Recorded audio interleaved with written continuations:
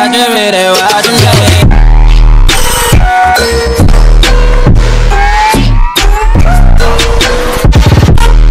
यही ठाउँ आएको थियो होला म आइपुगेँ भिडियो पुऱ्याइदिएँ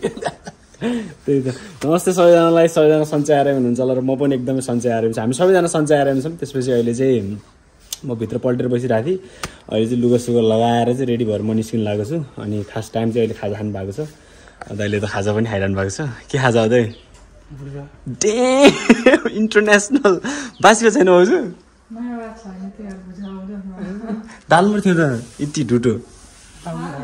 खाइसक्यो नि ट्याटु दाइको ट्याटु देखाइदिनु न देख्छु दाइको ट्याटु अब रिभिल पनि भइसक्यो के चाहिँ रहेछ यसको वास्तविकता यो चाहिँ के हो दाइ खास बाबु बाबु यो सानोको बाबु यो नि बाबुको डेट अफ बर्थ अनि यो चाहिँ अब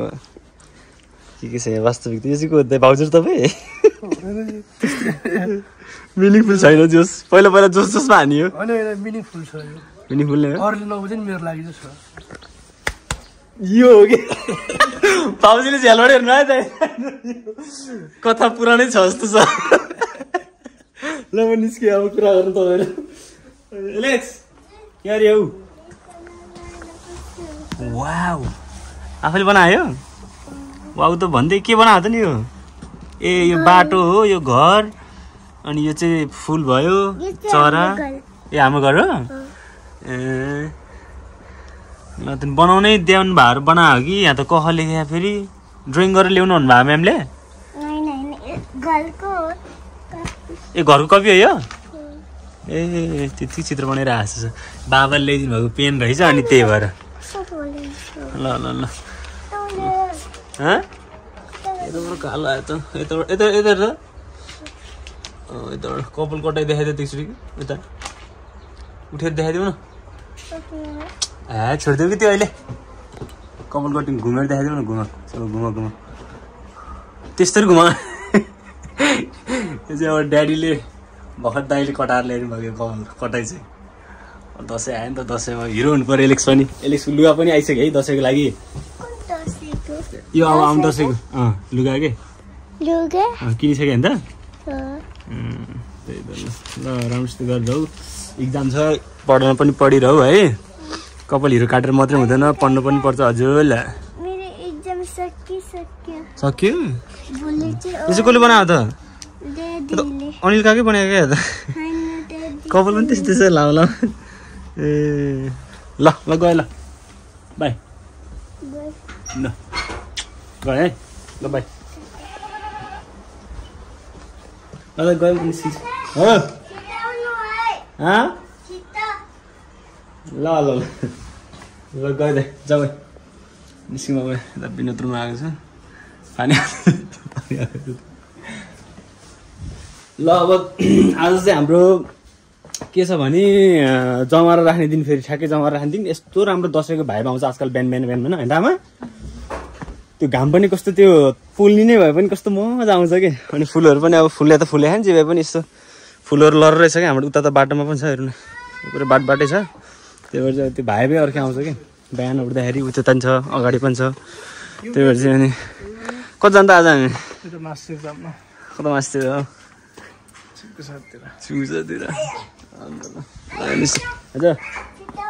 ल ल हेलमेट लिएर जा त ठुलो अर्को हेलमेट लिनु भित्र हेलमेट अर्को लाउनु पऱ्यो कि यो लगायो भने फेरि त्यो अर्कोमा फेरि मैले सेतो सिसा हाल्दैछु त्यो लगायो भने चाहिँ अब रातिमा पनि पुरै सिसा लगाएर चाहिँ हिँड्न मिल्छ कि यस्तो खालको यसमा चाहिँ मैले यस्तो हाल्दैछु सेतो सिसा त्यही भएर चाहिँ यो चाहिँ दामी हुन्छ नाइटमा डेमा जेमा पनि ल बाई बाई लामो गयो ल के होला ए राति ल ल ल ल ल ल दिन चाहिँ आउँछ त्यही त अब हामी यसो माथितिर चल्नु पऱ्यो लगाएर मामाहरू आउँछ भने लागेर एकछिन मामालाई फोन सुन हाल्छौँ यस्तो दामी टल्क्यो अन्त 220 लभर हजुर ठिक छ पेट किन यस्तो भएको थाहा तपाईँलाई किन के हो त्यो खाने हो मिठाई गुलियो बिहान भात थोरै हालिदिनु भात भनेको भात थोरै हाल्दैछ घिउ यति धेरै बिहानभरि पेट दुखेर लेमन स्प्रे खाँदा खाँदै अरू त भएन अरू सब ठिक छ चेक गर्ने हो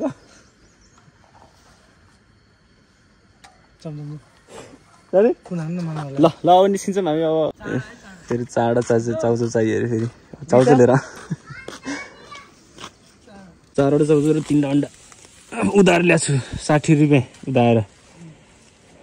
खाली उठी किन हो सरजी अहिले छिम्की सर जाने बाटोमा छौँ अनि यहाँबाट अब माथि जाऊँ कि नजाऊँ भयो अब अलिकति ढिलो पनि भयो बजारतिर अलिकति भुलियो त्यसपछि अब मौसम पनि पानी पर्ला जस्तो भइदियो अहिले एक्कासी फेरि गाडाङ गुडुङ के भयो त्यही भएर चाहिँ जिस्काइरहेको थियो अहिले मलाई जिस्को जस अनि त्यसपछि अब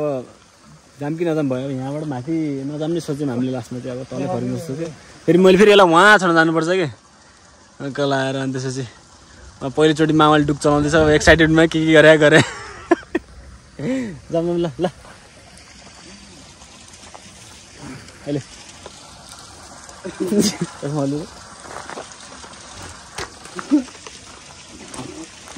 लाउनु पर्छ फेरि ल अब यहाँबाट हामी तल निस्किन्छौँ मौसम फेरि यस्तो भइदियो एक्कासी यता जाने हामी यतै कालो भयो यता झन् अब यो भन्दा पनि कालो भयो होला त्यही भएर चाहिँ हामी अब फर्किन्छौँ तलतिर है दसैँ लाग्यो नि त हेरौँ न मान्छेहरू धमाधम के कस्तो कार्यक्रम दसैँको दसैँमा आमा दसैँ लागेको सर ल दसैँ ठ्याक्कै कुमार दाइको पनि फोन आयो ल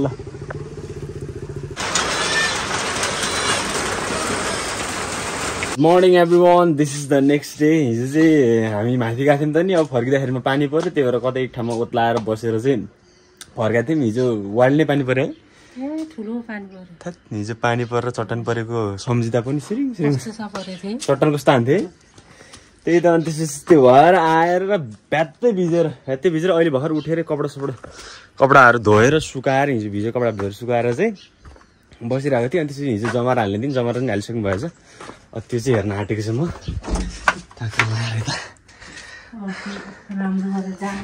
पूजासुजा गरेर ल यहाँ हाम्रो मन्दिर पनि भइसकेको छ बनाउनु भएको यसले चाहिँ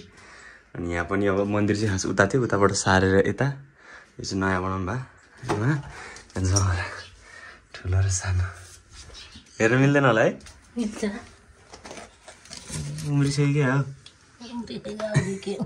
मकैहरू त थोरै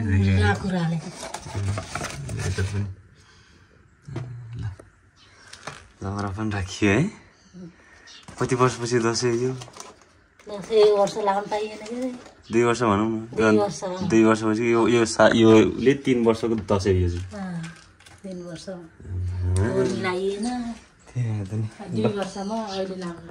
वर्षै भनौँ 3 वर्षको टिका हो चाहिँ त्यही भयो अरे अनि त्यसपछि आमाले त चप्पल पनि किनेर ल्याइदिनु भएको रहेछ फेरि मलाई भर्खर ल्याइदिनु भएको डेढले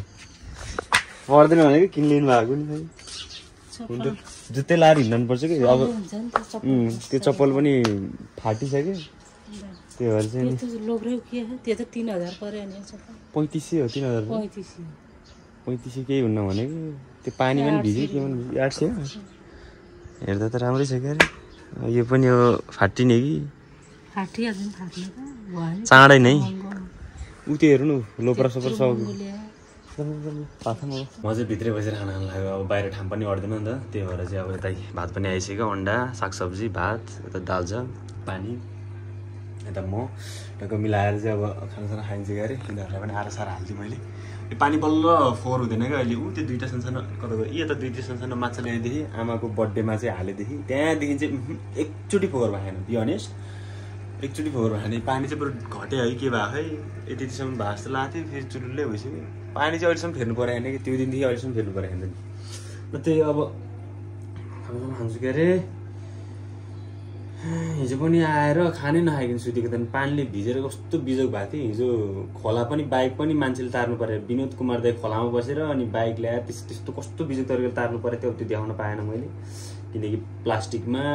3टा प्लास्टिकमा पोख पारेर हालेको थिएँ मोबाइल त्यति माया लाग्छ त्यही भएर चाहिँ अब देखाउन पाएन नत्र यतिसम्म बिजोग पायो खाना खाएर पल्टेर बसेको त्यसपछि सबैजना चाहिँ अहिले यहाँ आइसक्नुभयो अनि त्यसपछि आएर हाम्रो यहाँ चाहिँ